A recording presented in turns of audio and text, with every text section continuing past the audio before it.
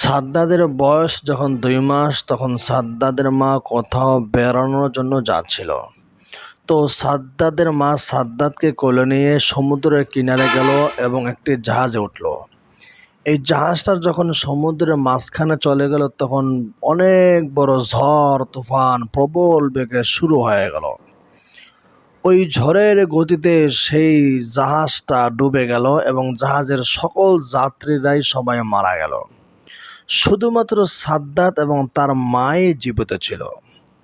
ঘটনাক্রমে সেখানে একটি কাঠ ছিল, সেই কাঠের উপরে সাদ্দাতের মা কোনোভাবে বসে পড়ল তার সন্তানকে কোলে নিয়ে। ওই সময় সাদ্দাত খুব কান্নাকাটি করতেছিল, কারণ তার প্রচণ্ড ক্ষুধা লেগেছিল। আর সাদ্দাতের মা প্রচণ্ড ভয়ের কারণে, হতাশার কারণে তার স্তনে দুধ ছিল না, তাই সাদ্দাতকেও সে দুধ পান করাতে পারছিল না। সাদ্দাদের মা বিচলিত, পেরেশান এবং তার সন্তানও ক্ষুধার যন্ত্রণায় কান্নাকাটি করতেছে। এমন সময় আল্লাহ রব্বুল আলামিন জিব্রাইলকে বললেন, মালাকুল মউতকে বললেন, হে মালাকুল মউত, তুমি সাদ্দাদের মার জান কবজ করে নাও। জিব্রাইল আলাইহিস সালাম যখন সাদ্দাদের মার কাছে আসলেন তার জান কবজ করার জন্য, তিনি দেখতে পাইলেন সাদ্দাত ক্ষুধা যন্ত্রণায় কান্নাকাটি করতেছে আর সাদ্দাদের মা পেরেশান, তার সন্তানকে কিভাবে দুধ পান করাবে। সাদ্দাদের মা পেরেশান আর সাদ্দাত ছোট শিশু বাচ্চা, মাত্র 2 দিনের বয়স, প্রচণ্ড ক্ষুধার যন্ত্রণায় কান্নাকাটি করতেছে, আর্তচিৎকার করতেছে। মালাকুল মউতের মায়া লেগে গেল। এই মায়ের কিভাবে জান কবজ করব আর এই সন্তান কিভাবে বাঁচবে। মালাকুল মউত আল্লাহর কাছে গিয়ে বললেন, আল্লাহ, তুমি আমাকে এমন একজন মহিলার জান কবজ করতে বলছো যে মহিলার মাত্র 2 দিনের ছোট বাচ্চা রয়েছে, ক্ষুধার যন্ত্রণায় কান্নাকাটি করতেছে। ওই মহিলা সাগরের মধ্যে আছে, ওই বাচ্চাও সাগরের মধ্যে আছে। আমি যদি মহিলার জান কবজ করি তাহলে নিশ্চিত বাচ্চা মারা যাবে। আল্লাহ রব্বুল আলামিন বললেন, হে মালাকুল মউত, তোমাকে যে আদেশ করা হয়েছে তুমি সেটা পালন করো। তোমাকে এখানে কোনো মায়া দেখাতে হবে না, ভালোবাসা দেখাতে হবে না, আমার হুকুম তোমাকে পালন করতে হবে। মালাকুল মউত সাদ্দাতের মার জান কবজ করে নিয়ে চলে গেল। আর ওই সময় সাদ্দাত সে কাঠের উপরেই ছিল। কাঠ ভাসতে ভাসতে সমুদ্রের তীরে একটা জঙ্গলে চলে আসলো। ওই জঙ্গলের কাছে 2টা বাঘ ছিল। বাঘের আবার বাচ্চা মারা গিয়েছিল, এজন্য বাঘের দুধের স্তনটা টয়টম্বর ছিল, ভরপুর ছিল, বাঘের কষ্ট হইতেছিল। আর এই সুন্দর সুদর্শন ফুটফুটে 2 দিনের বাচ্চা দেখে বাঘেরও মায়া লেগে গেল। বাঘ তখন এই সুন্দর বাচ্চাকে জঙ্গলে নিয়ে আসলো। এই বাঘ এই শিশু বাচ্চাকে দুধ পান করাইয়া দিয়ে বাঘও চলে গেল। বাঘ চলে গেছে দুধ পান করানোর পরে। এদিকে এই বাচ্চাটা অনেকদিন পর দুধ খাওয়ার পরে আরামে ঘুমায় গেল। আরামে ঘুমায় থাকার পরে হঠাৎ ঘটনাক্রমে এই সাগর থেকে একজন জেলে জঙ্গলে আসলো। জঙ্গলে এসে দেখে একজন সুন্দর ফুটফুটে বাচ্চা এক জায়গায় ঘুমাইতেছে গাছের গোড়ায়। ওই জেলে আশপাশে তাকাইলো কোনো মানুষ দেখা যায় কিনা। দেখলো কোনো নারী নাই, পুরুষ নাই, কোনো মানুষ নাই, পুরো জঙ্গলে কোথাও কোনো মানুষ নাই। ওই জেলে বাচ্চা নিয়ে শঙ্কিত হয়ে পড়লো, এই বাচ্চা যদি এই জায়গায় থাকে তাহলে তারা খাবারের কি ব্যবস্থা হবে। যদি বাঘে বাচ্চাকে দেখে, বাঘে তো বাচ্চাকে খেয়ে ফেলবে। এই সকল চিন্তা ভাবনা করার পরে ওই জেলে বাচ্চাকে তার এলাকায় নিয়ে গেল। তার এলাকার যে সর্দার, তার গ্রামের সর্দার কার কাছে গিয়ে ঘটনা খুলে বলল। সর্দার বলল, ও এই বাচ্চাটা আমাকে দিয়ে দাও। বাচ্চা দেখতে সুন্দর দেখা যায়, আমার কোনো সন্তান নাই, আমি এ বাচ্চাকে লালন পালন করব। এরপরে সেই সর্দার এই বাচ্চাকে সাদ্দাতকে লালন পালন করতে লাগলো। লালন পালন করতে করতে এক পর্যায়ে সাদ্দাত বড় হয়ে গেল।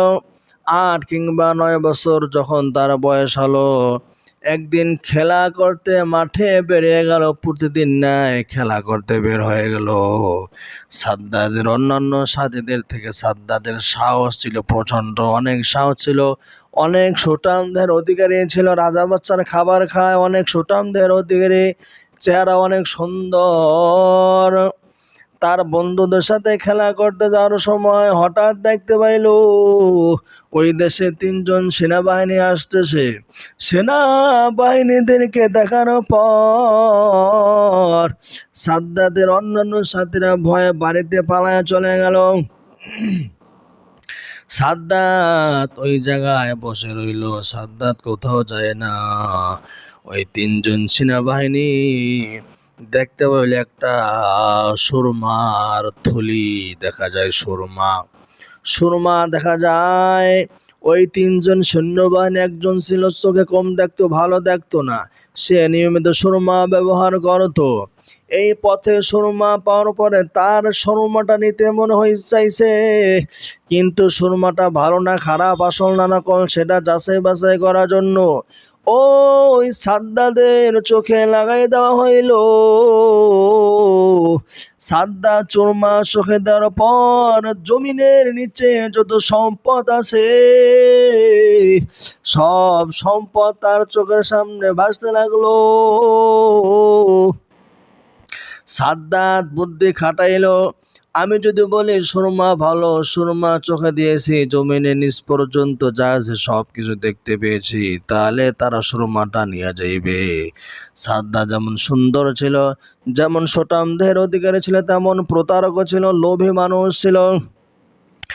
ওই ছোট্ট শিশু সাদ্দাত তখন তাদেরকে জানাই দিল, এই সুরমা দেওয়ার পর আমার মাথা ব্যথা শুরু হয়ে গেছে, আমার চোখ ব্যথা শুরু হয়ে গেছে, তোমরা আমার চোখে কি লাগাই দিলা? আমি তোমাদের নামে বাদশার কাছে গিয়া নালিশ করব। এ কথা শোনার পর সৈন্যবাহিনীর সেখান থেকে চলে গেল। সৈন্যবাহিনীরা চলে যাওয়ার পর ওই সাদ্দাত সেই সুরমা নিয়ে তার এলাকার সর্দার, তিনি যার কাছে লালিত পালিত হইতেন, তার কাছে নিয়ে গেলেন।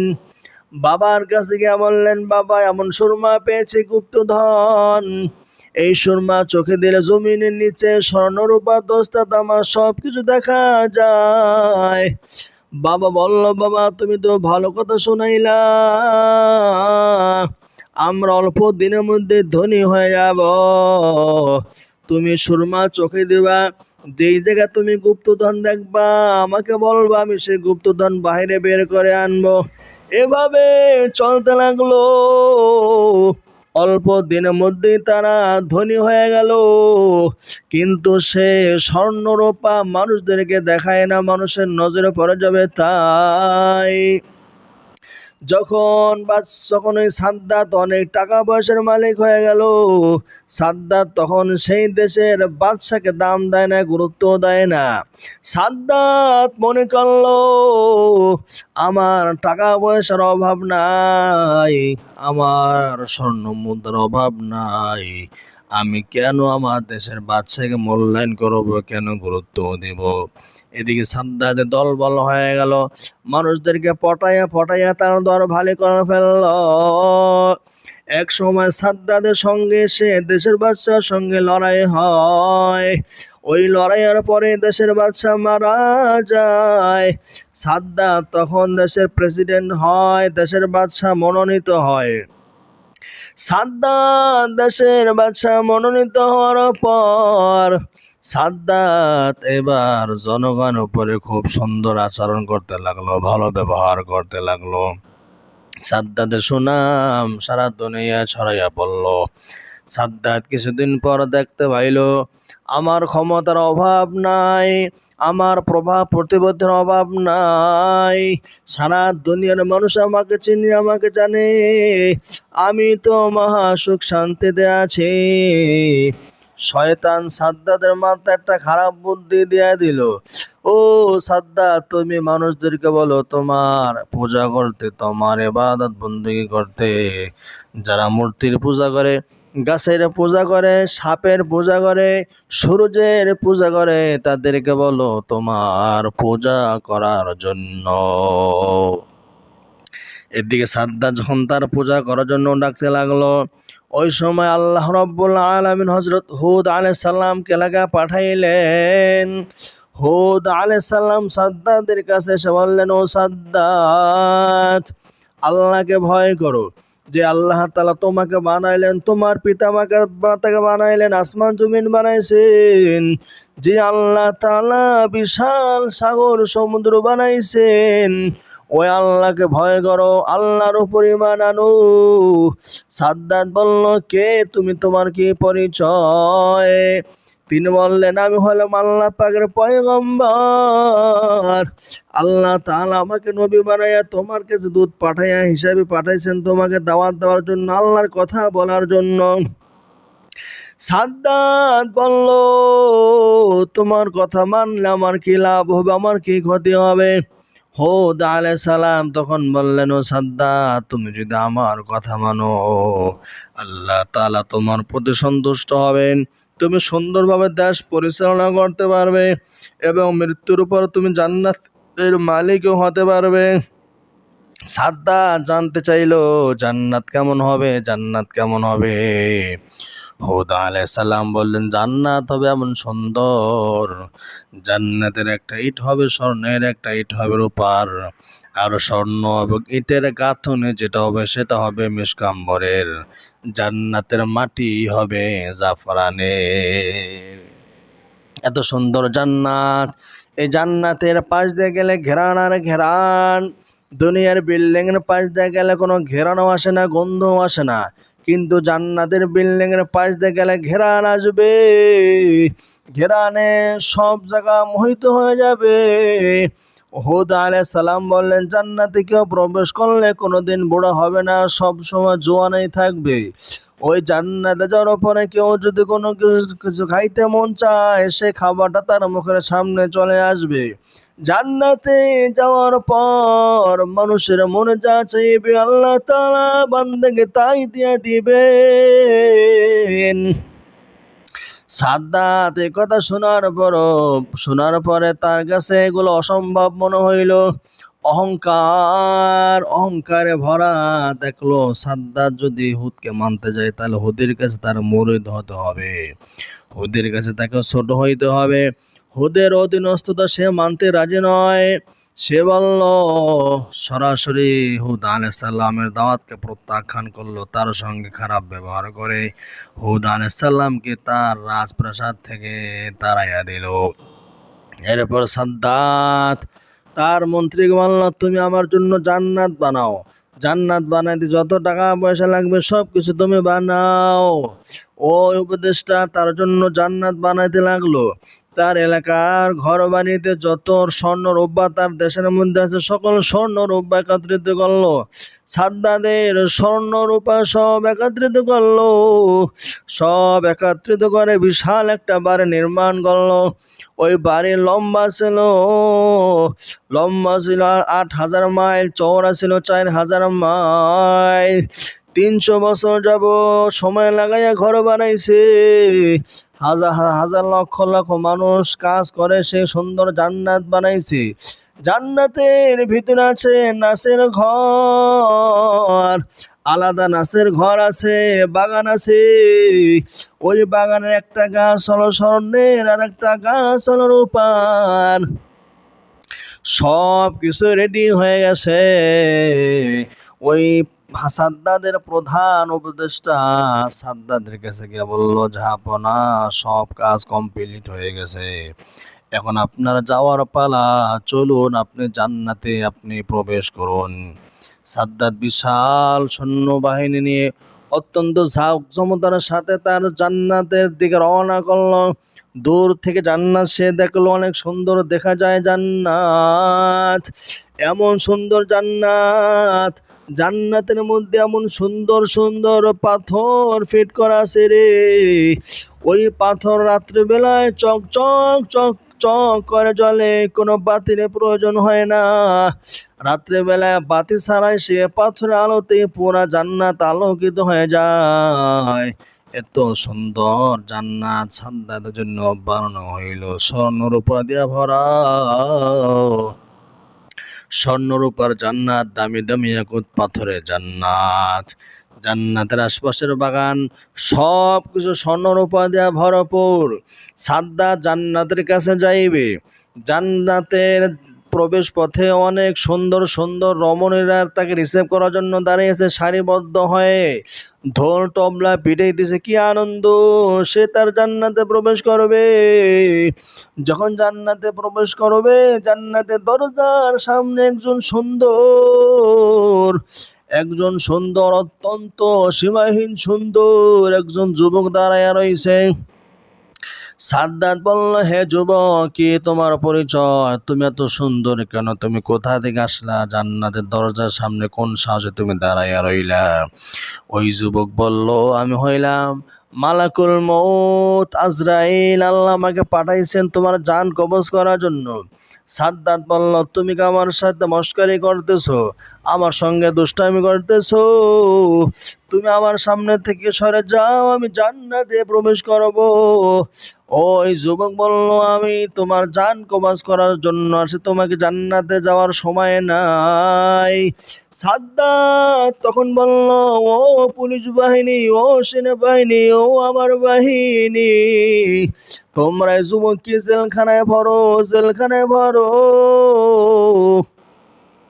সাদ্দাত যখন তাকে জেলখানায় ভরার জন্য বলল, তখন ওই মালাকুল মউত এক ভয়ঙ্কর আওয়াজ দিয়ে বলল, হে সাদ্দাত, স্টপ হয়ে যাও, থেমে যাও, সব জায়গায় বাহাদুরি চলে না। ওই যুবকের ভয়ঙ্কর এমন এক গর্জন, ওই গর্জনে পুরা জান্নাত সহ কম্পিত হয়ে উঠল। সবাই ভয়ে কম্পন হয়ে সবাই আশপাশ থেকে সরে গেল। এবার সাদ্দাত বলল, মালিকুল মউত, আমাকে একটু সময় দাও, আমি জান্নাতে প্রবেশ করব, তারপর তুমি আমার জান কবজ করিও। মালিকুল মউত বলল, না না, আল্লাহ আমাকে বলছে যে আমার জান্নাতে প্রবেশ করার পূর্বেই তোমার জান কবজ করার জন্য। মালাকুল মউত তারা জান কবজ করে ফেলল। মালাকুল মউতকে প্রশ্ন করা হয়েছিল। হাদিসের বর্ণনা পাওয়া যায়, দুইটা মানুষের জান কবজ করতে গিয়ে তারা মায়া লেগেছিল।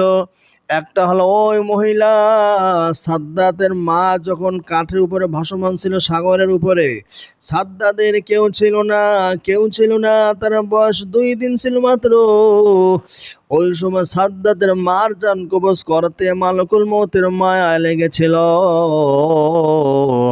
আর এই সাদ্দাত যখন জান্নাতে প্রবেশ করবে, আল্লাহ বলছিলেন, মা ও মালাকুল মউত, সাদ্দাতের জান কবজ করতে হবে, সাদ্দাত যেন জান্নাতে ঢুকতে না পারে। আমার সাথে চ্যালেঞ্জ করে সে জান্নাত বানাইছে, আমার জান্নাতে যাবে না, তার জান্নাতে সে যাবে। সুতরাং তুমি তার জান্নাতে না যাওয়ার সুযোগ করিয়া দাও, সে যেন তার জান্নাতে যেতে না পারে। এরপর মালাকুল মউত তার জান কবজ করে ফেললেন। সমস্ত খেলা বন্ধ হয়ে গেল। জুলুমের রাজত্ব সেকেন্ডের মধ্যেই ধুলির সাথে মিশে গেল।